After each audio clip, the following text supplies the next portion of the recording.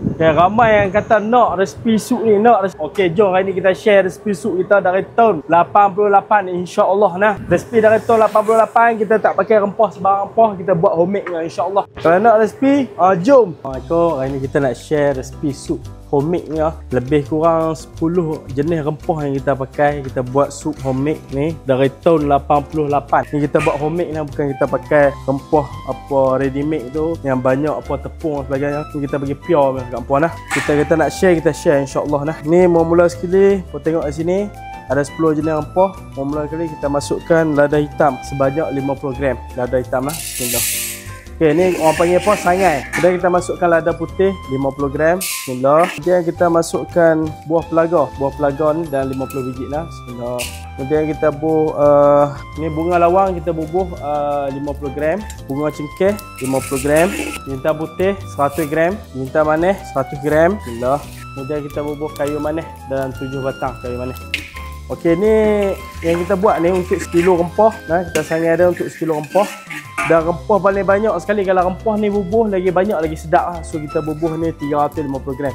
Okay, sebelum saya nak bak ni rempah apa kan, kita akan berpindah di seperempat di berhadapan Sekolah Al-Insaniah. Di seperempat kedai lebih luas, lebih selesa. Ni rempah ready made ni kan, nak buat di rumah pun boleh. Ni kita masukkan rempah ketumbak 350 gram kan, kita sangai dia nah. Rempah-rempah ni semua bukan boleh takat buat sup saja. Ni boleh jadi ibu rempah. Kalau nak buat gulai daging ke, kurma ke kan, kambing kurma ke, hak basahkan dengan daging, insya-Allah ni boleh jadi ibu rempah. Pakai satu sudu bagi nah.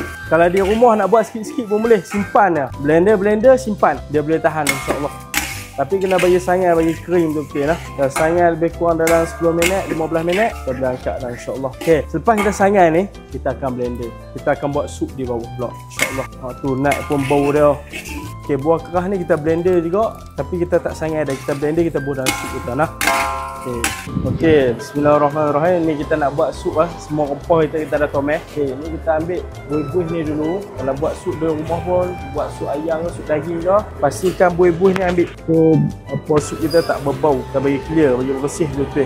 Setengah biji sup kalau kita makan terlekat kat lidah, kat langit tu. Pasal benda ni, kita bubuh ni daun bawang putih dengan daun seleri.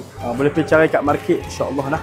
Kita bubuh ni. Kemudian kita bubuh kuah tomeh kita tu yang kita tunjuk tadi macam mana nak buat kan. Dan kita bubuh daun pandan juga. Kita goreng dia. Kita tomehkan rempah-rempah tu semua dengan minyak, lepas tu dengan daun pandan bagi wangi. Kemudian kita bubuh lebih campur sikit 10 jenis rempah tu. Dan ni semua kita bubuhkan. Bismillahirrahmanirrahim. Lepas tu kita adjust sendirilah kita punya garam, gula kita, masin kita kan. Rempah kita periuk besar ni 1 kilo kita pakai rempah dia. Kalau kita tak kacau dia, rempah ni dah turun di bawah. So kita kena kacau bagi rempah ni dia naik ke atas. Bismillahirrahmanirrahim. Dah siap, tunggu mendidih lebih kurang lagi 3 jam. Kemudian baru kita jual. Pastikan sebelum kita buat rempah tu, dia punya ayak dah mendidih dah. Okey, selamat mencuba resipi sup kami kan. Jangan lupa mai support kami di kedai baru nanti insya-Allah. Boleh try di rumah, tak boleh makan di kedai saya pun tak apa, buatlah di rumah. No, insya-Allah nah. Dan doa-doa kami. Okey, assalamualaikum. Kasih sempoi, jangan ada sempoi.